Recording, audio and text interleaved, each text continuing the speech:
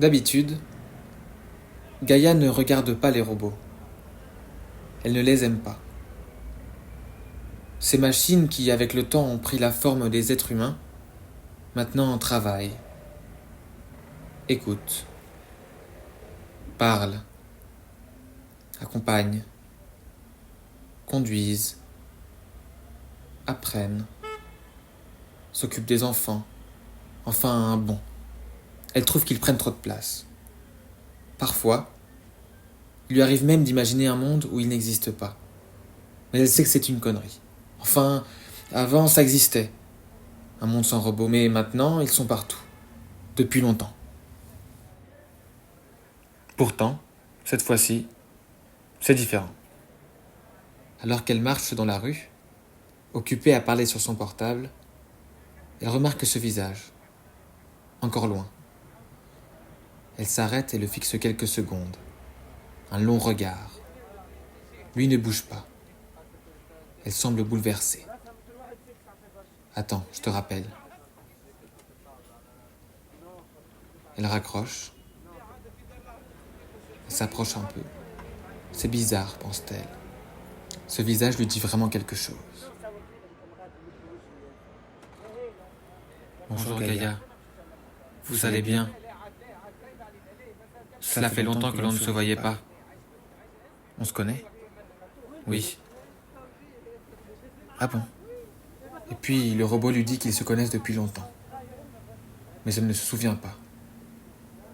Il lui dit qu'il a été son robot d'enfance, qu'il a longtemps pris soin d'elle et de sa grand-mère. Mais Gaïa ne se souvient de rien du tout. Mais ce n'est pas possible. C'est faux. Elle n'écoute pas ce qu'il dit. Elle a peur. Vous êtes en train de me prendre pour une conne, c'est ça? Je ne vous prends pas pour une conne. Et vous savez très bien qu'il nous est interdit de mentir.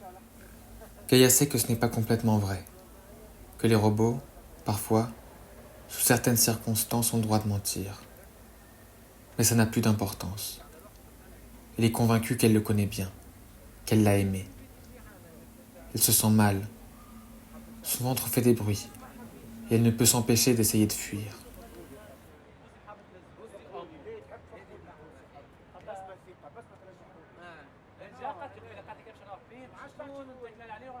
Est-ce qu'on pourrait aller parler quelque part plus au calme?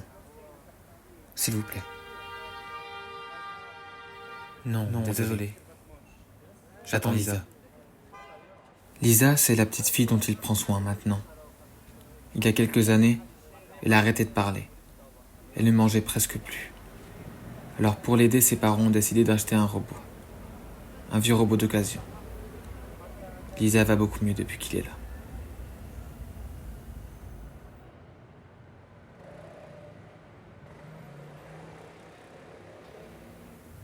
Seule sur le trottoir, Gaïa se remet à marcher.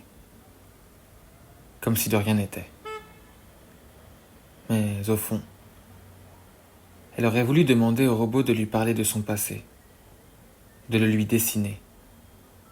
Elle aurait peut-être pu s'assurer que le visage de sa grand-mère, elle ne l'avait pas inventé. Elle aurait pu lui demander la couleur de la maison dans laquelle elle vivait, parce qu'elle ne s'en souvient plus. Elle aurait voulu savoir si c'est vrai, que quand elle avait 4 ans, elle savait déjà faire du vélo.